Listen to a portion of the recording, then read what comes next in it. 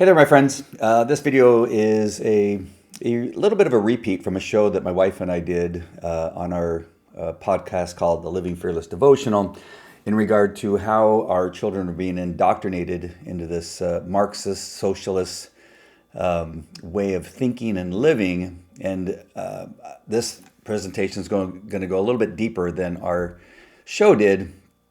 I'm going to do my very best to get through this as quickly as possible and yet still give you the information.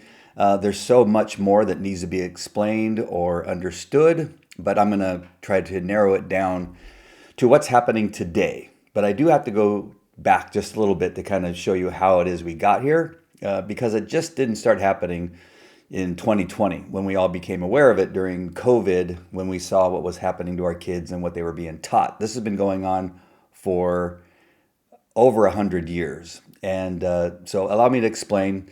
I'm going to do my best not to be on camera very much, which will make many of you happy, but I'm going to be going to my slides and to a couple websites to illustrate where we are today and how teachers in the Placentia, Yorba Unified School District in particular, but this is happening in every district across the United States. So let me just go ahead and go to my screen right away. And you see, and you've heard of CRT, DEI, and SEL, hopefully by now, but this all stems from a root of socialism, communism, and Marxism. Again, all of them very similar and related. But what happened over the last couple of years, or over the years, is that they have to give certain programs an acronym to make it sound like it's new or a new way of teaching. What they are just new words so that they can teach the things that began all the way back into the 1830s.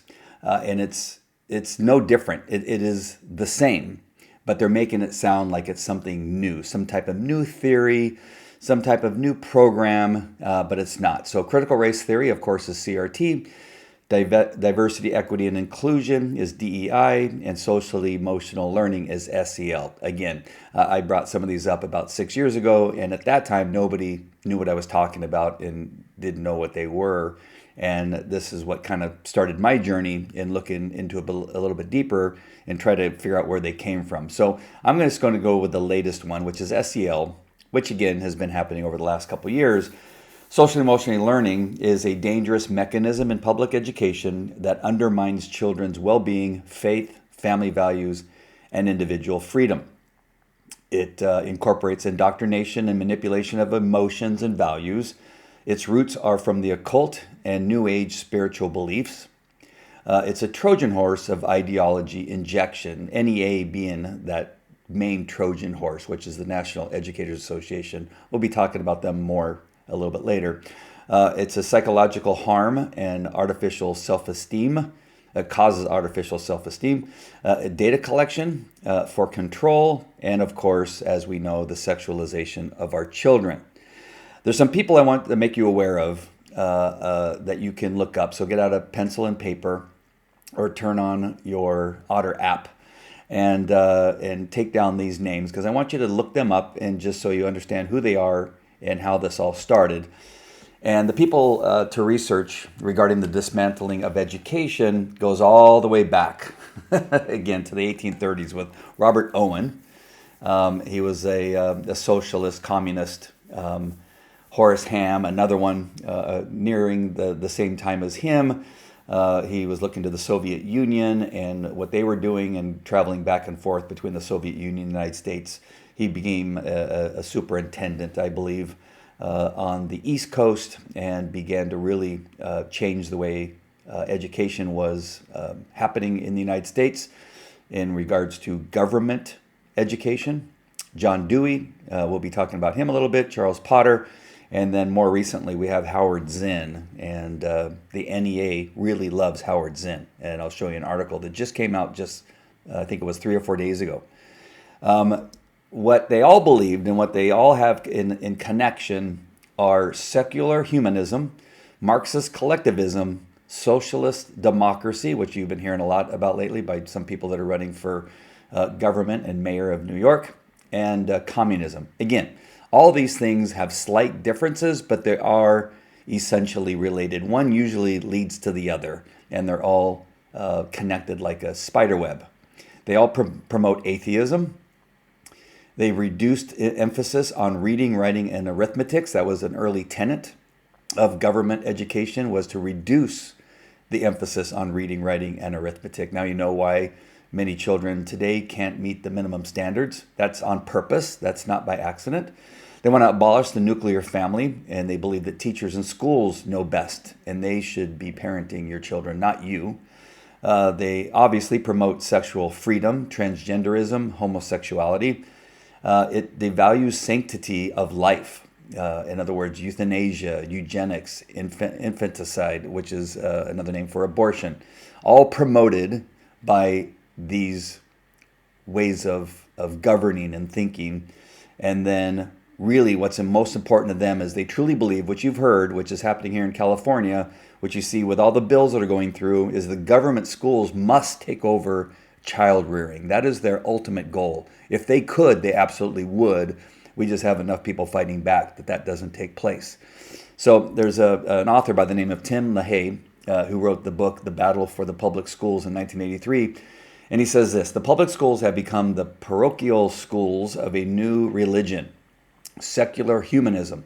The Humanist Manifesto is the new Bible. John Dewey, remember he's way back in the early 1900s, late 1800s, is the prophet, and the NEA is its priesthood. There's a few books I want you to get. Go ahead and write these down too. They're really good books that will teach you more about much of what I'm going to be talking about today. I have a couple other books, but I'll just give you these four right off the bat. My favorite right now is Indoctrinating Our Children to Death by Alex Newman. He and I met at a conference that we were both at. He was speaking and my wife was speaking at. Fantastic dude, really coming up with some really good information. That book is fantastic. The Marxification of Education by James Lindsay. The Battle for the American Mind by Pete Hegseth. Yes, the same Secretary of Defense. Battle for the American Mind. And then How Children Fail by John Holt. Now I'm going to come back to my screen for a second. So John Holt's book is a little bit difficult to read because it's essentially a journal that he kept. But he talks about what he's seeing in the schools and how children are reacting to the education that they're getting and a bunch of stuff. But it really is an important book to kind of to read if you're into just learning more about what's happening in education. It's a good book. Again, I just want to let you know that it's not that easy. All right. So you have kind of the background that takes us all the way back again to the 1830s, where they felt that that they needed, for sure, the first thing was to take God out of the schools, to take the Bible out of the schools. Up until that point in our our country's history, Bible and God were very much a part of education. Children were learning to read at very early ages by, number one, learning to read the Bible, and there was a strong emphasis on reading, writing, and arithmetic. That was most important.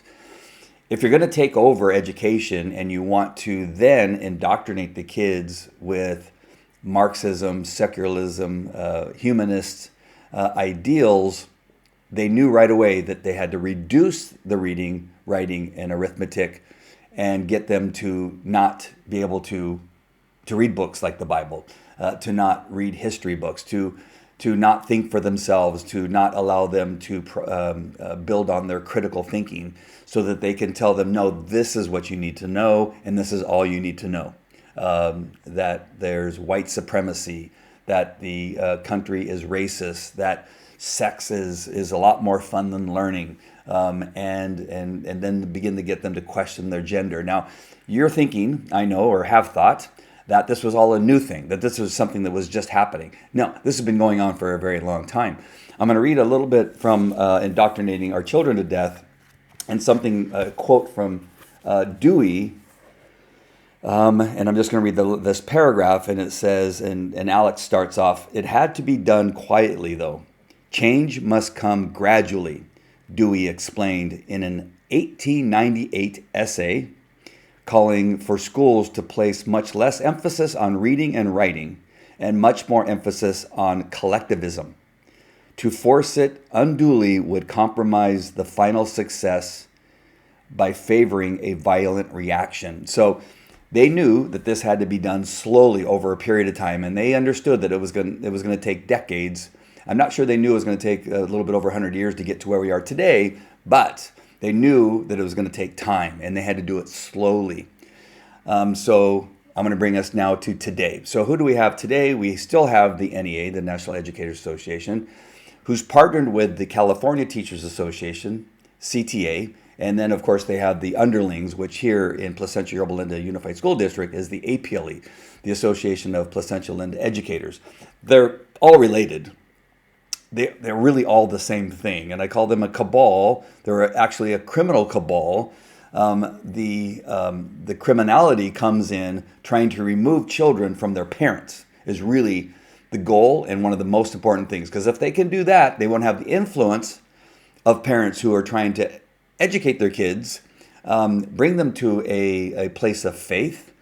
And I just want to, on that note, I want to make sure and understand that if you're watching this, this isn't necessarily a Christian to Christian video that I'm trying to put together. Anybody who wants their children to learn and to prosper and to be educated, whether you're Christian, Mormon, agnostic, or even in some cases atheist, and love your children and want them to be successful, you should be worried about what it is that's happening to our kids. Now, surely, you got the communists, Marxists who are a different type of atheist. They just don't want anybody to believe in God. They know that if you won't, as a child or as an adult, look at the government as your God, or look at the the leaders of communism or Marxism as God, then they don't have any chance of succeeding. If you're looking to a higher God, then they will never be able to indoctrinate you. The Koreans, the North Koreans found this out during the Korean War, when they would take hostage American soldiers and begin to brainwash them, that the ones that they had the most difficulty brainwashing and really very little success were those who believed in God and had a strong Christian faith. They were nearly impossible to brainwash. But those that did not have a faith, a strong faith, it was very easy to brainwash them. So this has gone on for years, and the believers in these types of communism, Marxism, socialism beliefs know that God cannot be a part of it. So that's the only reason I want to make sure that you understand. I bring that up because it is important to understand. Now, again, whether you're Christian or not, this still should bother you, because if you are a common thinking, human being, you don't want a bunch of adults at a school sexualizing your kids, or you don't want people that you thought were educating your kids on how to read, write, and count to not do that, and to have it and purposefully not doing it, right? And so this is really important you understand that this is not a religious video.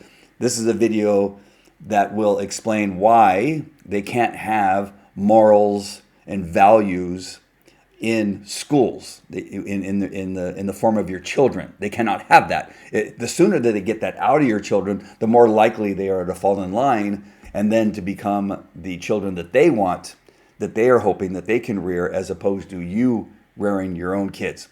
So how does the NEA, the CTA, the APLE do this? Well, one way I'm going to share with you right now, and going back to my screen, is that the NEA has made available these cards that they give to teachers. And there's been teachers here in PYLUSD who have access to these cards and these QR codes, and they wear these on their lanyard, some of them, and they hide them with their name tag, or they just have them at their desks. And whenever they find a kid who's struggling with depression or drug use or what have you, they'll say, you know what, scan this code. This is a safe place for you to go. You may find some answers as to why you're depressed, or why it is you hate your parents, or why it is you're doing drugs. And they will hope that they will actually follow that QR code and go to this website. So I'm going to come back to my camera for a second and bring up a website for you. And that is, sorry, I had to change this over here. So we're going to go to my screen again. And here's where that QR code takes your child. And that's this website that's created by the NEA. And you can see down here on the lower left that the CTA is part of it. You see they have their little ad there for their member benefits.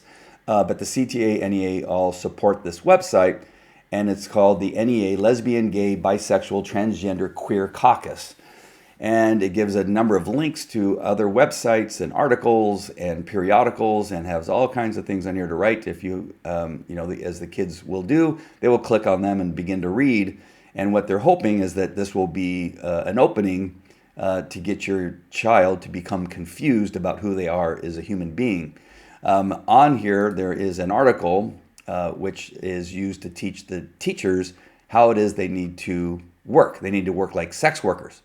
And then I'm going to go back to my screen here, or go back to my presentation here, and a quote or a paragraph in that article says, sex workers have long existed in legal gray areas, figuring out how to make a living, stay safe, and avoid liability wherever possible. They also face stigma, judgment, and pushback from both the Christian right and sex work exclusionary feminists on the left. But progressive spaces would be wise to work together with sex workers to brave this new world where accessing basic health care can land you in jail. To do so, though, they will also have to accept that sex work is work, and that supporting and embracing sex workers in reproductive justice space is just like supporting other workers. This is critical to ensuring the reproductive and sexual liberation of everyone. So, sorry, coming back to my camera for a second. So you got to understand what they're trying to say here is that the teachers need to work in the gray areas, and they need to do it quietly and within a curriculum that may be approved by your particular district, that you can still insert those things that you believe into that teaching in the classroom. And you can do that in the form of just adding something in the lecture, or you could have things on your walls. So it's not part of the curriculum that's handed out that maybe sometimes is taken home to the kids, or you can go to Aries and find, or Google Classroom and find as far as what is being taught in the classroom, because that's just the stuff that's approved. Where they're teaching it, again, is in lectures that aren't found on Google Classroom, or that you're not going to the classroom, so you're not going to see what's on the boards that are pinned up there on the walls around the classroom. That these are the ways that you do it. You work in the darkness, and you learn how to work around some of the things so you don't get caught. That's what this article is really telling teachers to do. So how is this happening right now in PYLUSD? Well, one form is in Karen Alexik's classroom, which is 6th grade at Brookhaven Elementary School, is they bring in a book called Brown Girl Dreaming. Now, again, this seems like not a bad book or an innocuous book as far as the subject matter, but it is one of the books that has been found to be concerning for conservative Christians in particular, but other people that are looking into this. Well, what does this book do? In a very sly way, a very unsuspecting way, and that is it begins to open the door of the young reader, of the elementary school age kid. And so here are some of the concerns, and this is why this book is what Karen Alexik is using, because she's part of this. She's full in on what the NEA and the CTA and the APLA want teachers to do, and that's begin the indoctrination process, which is simply just cracking open the door, cracking open the window. And the reason is this is what has been found, what's wrong with the book, and that it's a non-Orthodox religion. The book's portrayal of Jehovah's Witness and Islamic references is seen as promoting heretical beliefs, potentially confusing young readers about Christianity. Remember, all the way back to the 1830s, they knew they needed to punch a hole into Christian beliefs, and they needed to do it slowly over time. And this is how one of the ways is they do it. They begin to insert books that will cause the reader, if they are a young Christian child, that will then say, wait a minute, these other religions say that the Trinity is not true, or that Jesus is not God. And that's what Jehovah's Witness and Islamic beliefs believe, that there is no Trinity and Jesus Christ was just a man and not a God. Perceived race baiting. Its depiction of racism and civil rights is viewed as anti-white, discomforting white students. White supremacy concerns. The focus on black identity is seen as divisive, clashing with Christian unity by fostering guilt among white students. Age-inappropriate themes. violence, family issues, and rebellion are considered too mature for elementary students. So they want to deaden the child's brain to violence and family issues and really begin to introduce this so that it won't be so shocking when they introduce much more sinister stuff a little bit later on. And then political agenda. The book's emphasis on black activism is seen as pushing a liberal agenda inappropriate for young learners. So coming back to my camera, and so you see I'm talking about, again, this doesn't seem like it's a huge deal on the surface when there's 70,000 other books available to elementary school teachers that don't have any of this stuff in it, which would be more appropriate for young readers. Instead, Karen Alexic says, you know what, this is perfect. This is how we're going to just slightly open the door to their brain or the window to their brain. And it's just these little things. We're just going to get them to question their faith. We're going to get them to question their whiteness, or just to begin the beginning stages of making them believe that they are white supremacists.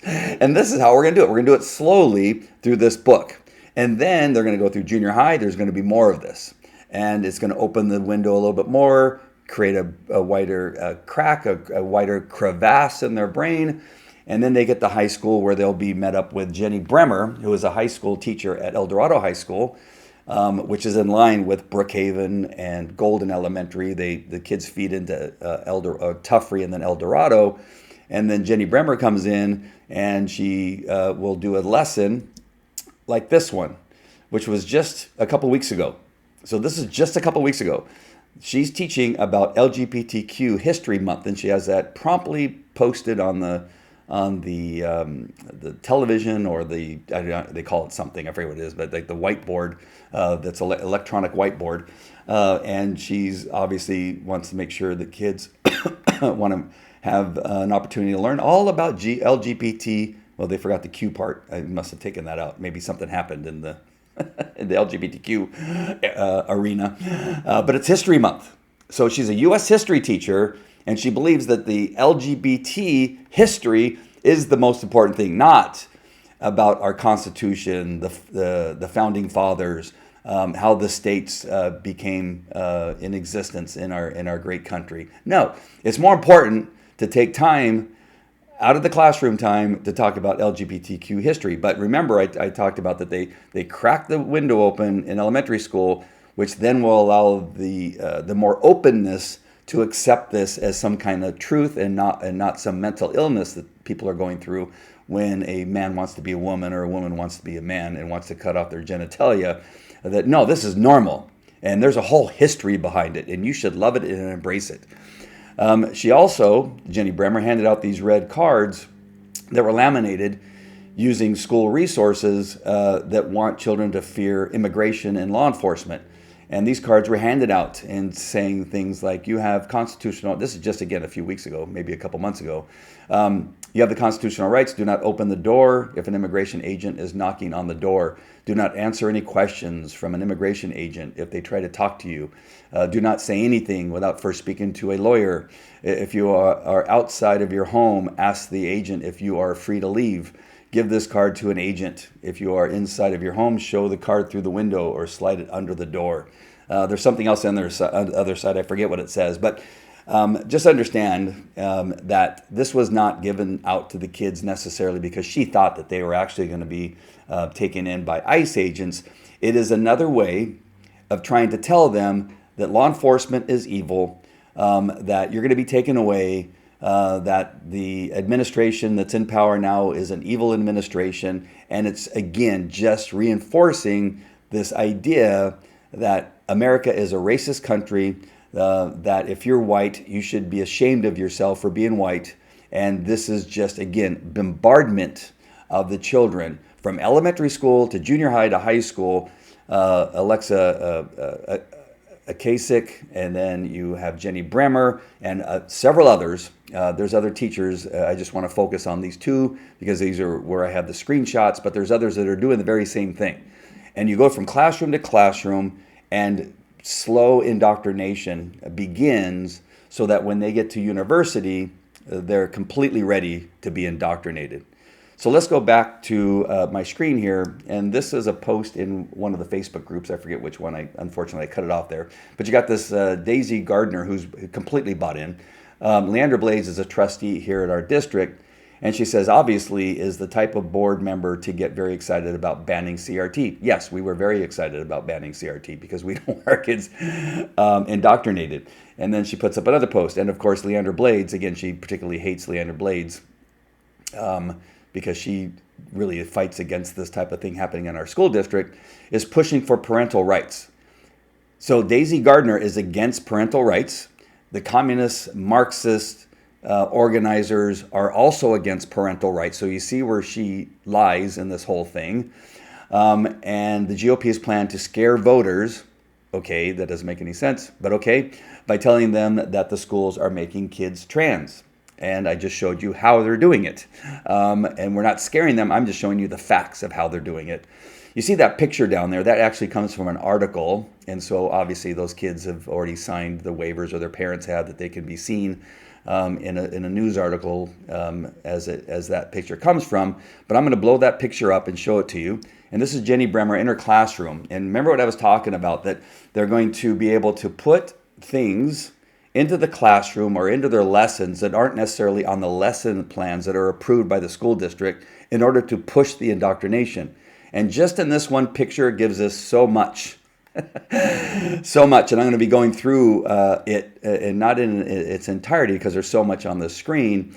But first, we're going to start with the electronic whiteboard that says redlining and the creation of racially segregated communities.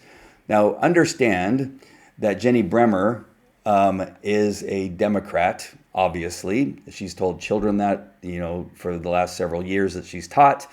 She hates Trump. She hates everything about the Republican Party. But what she fails to realize, or she does and she doesn't care, I think she does and she doesn't care, she wants the children to believe that this is all white people's fault and that it's Republicans and it's conservatives and it's Christians. But what she fails to tell them, and I know this because I know several children that have been in her class, and you should hear what kids say that have been in her class that know better about her. But this is what she needs to know and should have taught. And that is the redlining as a federal policy institutionalized by the Homeowners Loan Corporation in the 1930s and continued through the Federal Housing Administration, the FHA, until the late 1960s. Was enabled by local governments in major cities. These cities, Chicago, Detroit, Atlanta, were all under Democratic Party control at the municipal level during this period. The Democrat Party dominated mayoral offices and city councils, often through political machines or entrenched local power structures. So who are those local power structures? Many of them were organizations like the National Educators Association, who were pushing these things. And so you see where this comes from. It comes from the Democrat Party, which she fails to teach her kids. She only rails against Republicans and conservatives and Christians. She will not ever tell kids that the redlining that she was trying to say was so racist was her party that did this thing. And continues to this day, as a matter of fact. But really what's important is that she's teaching something, but not letting them know that it was the Democratic Party that did so. So let's go back to this board really quick. And so who is her idol? And her idol is the one on the left, Eleanor Roosevelt. She has the largest poster on that board. And what you need to know, which aligns with the redlining and the racism in the country at the time, Eleanor Roosevelt was a progressive activist in the 1930s. And again, that's the group of people in our country at the time who were the most racist, who were in charge of organizations like the KKK, and they wanted to segregate the blacks from the whites. Those were all Democrats, and Eleanor Roosevelt was part of that group of people that really promoted segregation. So going back to the board, what you see right there in the middle are three pictures of three black individuals, and they're booking photos. And underneath it says, "Freedom isn't free." Well, those people are Malcolm X, Angela Davis, Martin Luther King. So I'm going to go back to this picture. So what she's trying to tell the kids that are sitting there, that these three black individuals in their booking photos were arrested for fighting for freedom. That's what she's trying to get the children to believe by coming in that classroom every day, sitting there for 45 to 50 minutes every day, that they're getting indoctrinated into believing that these booking photos are from three individuals who are fighting for freedom and unlawfully arrested because they simply wanted their rights. But what she's not telling them is that, first we'll talk about Malcolm X, is that booking photo was taken when he was 18 in Boston in 1944, when he was known as Detroit Red. During his early life of petty crime and hustling in the underworlds, he was arrested on charges of larceny, not for fighting for freedom, and received probation for the offense. The image captures him with a straightened conch hairstyle, a popular style among black youth at the time, symbolizing assimilation into mainstream, often white-influenced culture. This pre-activist phase marked a low point before his transformative imprisonment from 1946 to 52. So that photo that she's using to say that it was for freedom was before he was fighting for at least his form of freedom, for burglary, during which he converted to Islam. So he's a Muslim, and then he educated himself voraciously and emerged as a revolutionary figure, history remembers. So who's the second photo? Angela Davis. In this photo, it wasn't for her fighting for freedom. This is Davis' iconic mugshot from her 1970 arrest by the FBI in New York. After she became the third woman ever added to the FBI's most wanted list, 10 most wanted fugitives list, she was accused of conspiracy, kidnapping, and murder related to an armed takeover of Marin County courtroom earlier that year, where guns registered to her were used in a shootout that killed 4 people, including a judge. Davis went underground as a fugitive for 2 months before her capture at a Howard Johnson's motel. So that photo was not of her fighting for freedom. She was in a shootout, and she murdered somebody and kidnapped somebody. Okay, so now let's talk about the obvious guy there, Martin Luther King Jr. And yes, so Martin Luther King's booking mugshot from his arrest on February 22nd, 1956 is in Montgomery, Alabama, during the Montgomery bus boycott, a 381-day protest against segregated public transportation that he helped organize after Rosa Parks' arrest. King was one of over 80 black leaders indicted under a rarely enforced anti-boycott law and aimed at crippling the movement financially. So, he was arrested for a rarely enforced anti-boycott law. Now, what party finds laws and alters them, or even makes up laws so they can arrest people that they don't like? Well, it's the Democrat Party. So MLK was arrested 29 times during the Civil Rights era. 29 times he was arrested. All arrests were under the direction of Democrat mayors and governors. Arrests took place in Alabama, Democrat; Georgia, Democrat; Florida, Democrat; Mississippi, Democrat. And then eventually he was assassinated in the state of Tennessee, which, you guessed it, was Democrat. So I'm not sure where she gets the idea that she can blame conservative Republican Christians for any of those arrests. And she can only blame herself and her party and the people that she admires who were holding back MLK's civil rights movement at the time. It was the Democrats that were doing it, not Republicans. All right, back to the board. Who do we have here? We have somebody that some of you know. It's a woman soccer player by the name of Megan Rapinoe. Men and girls sports seems to be her activism, what she's most remembered by. I don't know how she did in soccer, but she was on the national women's team, so she had to be pretty good. But she's more known for her fight for men, not women. Megan Rapinoe, the retired U.S. women's national soccer team star and vocal LGBTQ advocate, has consistently supported the inclusion of transgender women in women's sports. Transgender women means men, it's not women. Transgender dudes in women's sports. She views transgender women as real women. So she thinks men are real women just because they say so, and argues that bans or restrictions on their participation are discriminatory, politically motivated assaults on the LGBT community that harm vulnerable youth without addressing actual threats to women's athletics. So, coming back to my camera. So do you see what I'm talking about. Now, again, there's so many more details that I could fit in there about the different ways that these things all combine together. But just on this short presentation, you see all the way back to 1830s, what they were all about and what they needed to do in order to get hold of the children's minds so that they didn't go in a place where they wanted to learn how to read, write, and count, believe in God, and work hard and have a family and have children and repeat that cycle. They needed to stop that.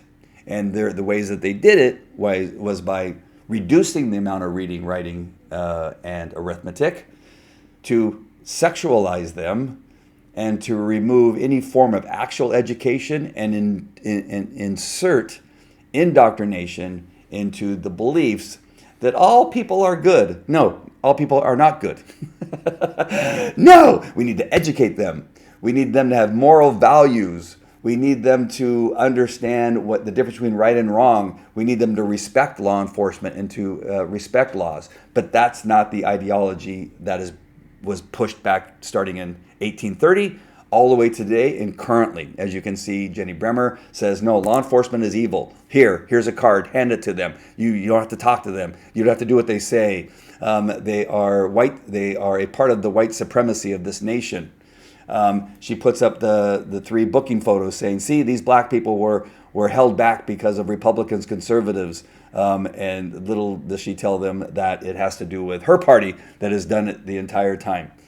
So let me go, and now I have a couple from the show that my wife and I did on Living Fearless Devotional. Here is a text message I got from a parent, and this was just recently from last year, I believe. The message was from a couple days ago, but she's talking about her kids that were in school. And she says, okay, so here it is. Before my kids even got there in their class, a friend of mine told me that during the Trump-Hillary election season, she wore a pink pussy hat on the field trip with the kids when that was the big rage. She would tell kids to check their white privilege at the door. And when my kids were in her class, she gave them an assignment where they had to read a section and answer questions about it. The material straight up said that our forefathers were racist and the White House was a symbol of white supremacy. I looked up the source of this material and discovered it came from the Howard Zinn Project. More about him shortly. When I looked it up, at the time, it stated that it provided educational material for teachers to promote a social justice agenda in history. I sent her an email pointing out the fact that she had sourced this material from a socialist organization and asked her if she realized that. And her answer was, these painful truths must be taught. Then my son was graded down for the first time ever in her class. She was clearly letting me know what she would do to my kids if I made a stink.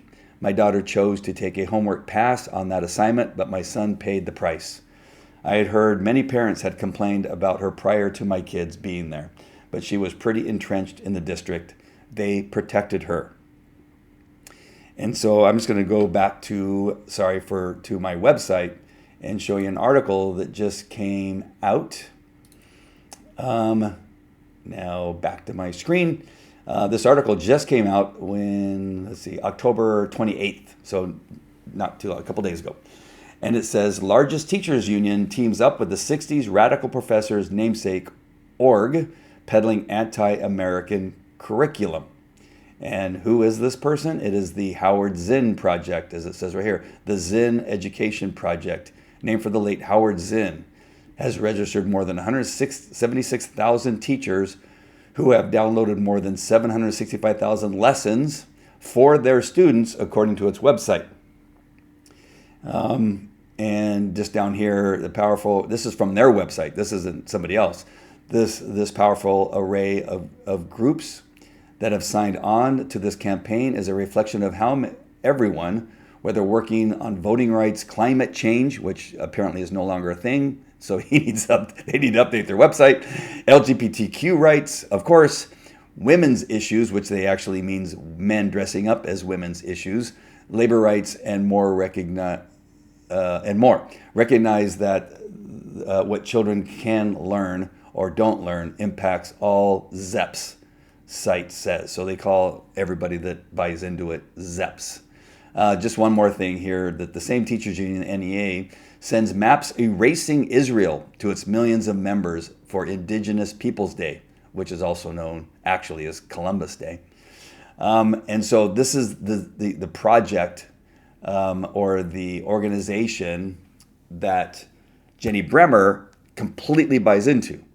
This is what she brings into the classroom. Again, she may not be altering the actual curriculum that's approved by the district, but she is, through the board, as I showed you, through what she says to children in the class that's on the lecture that may not be written anywhere.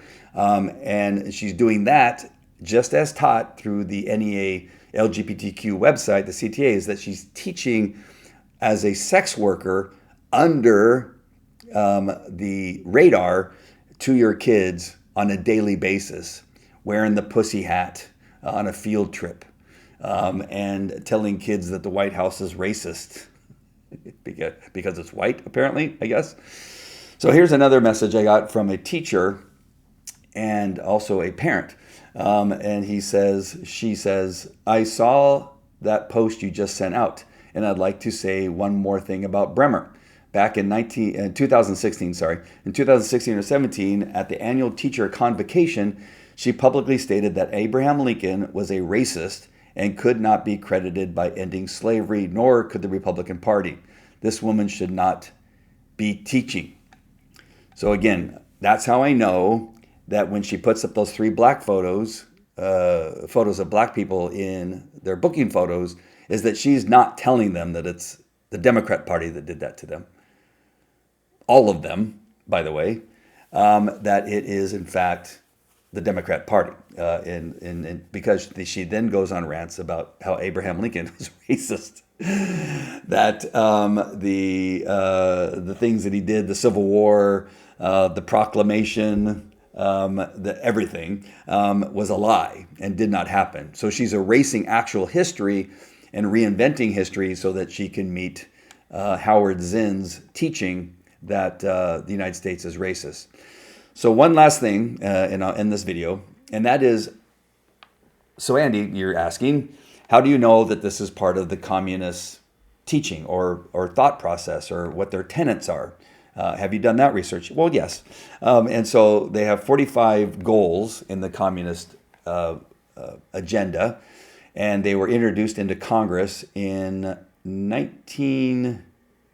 I don't have it written down here, but it was in the 1940s, I believe, 1945 or something like that. So it was back in the mid-1900s.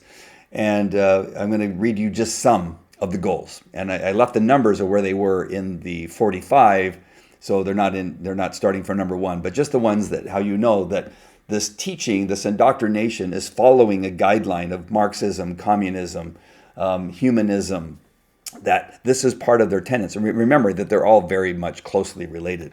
So here we go. So number 18, and you're going to see these are happening in our schools today, eliminate all laws governing obscenity by calling them censorship and a violation of free speech and free press. We found this in the sexual books that were in our elementary school libraries and being pushed into our schools. We read some of these during school board meetings, and immediately by the adults there said that we could not read those because they were obscene, and told us to stop, but they would not take them out of our schools. And this is eliminating all laws governing obscenity by calling them censorship. And so what were they yelling in the school board meetings? They were saying that we were burning books, that Leander Blades was a book burner. And that's what this does. When you say that sexuality should not be in our elementary schools, they didn't call you a book burner. Number 25, break down cultural standards for morality by promoting pornography and obscenity in books. Again, that speaks to number 18, magazines, motion pictures, radio, and TV. Number 26, present homosexuality. Again, this is all the way back in the mid-1940s.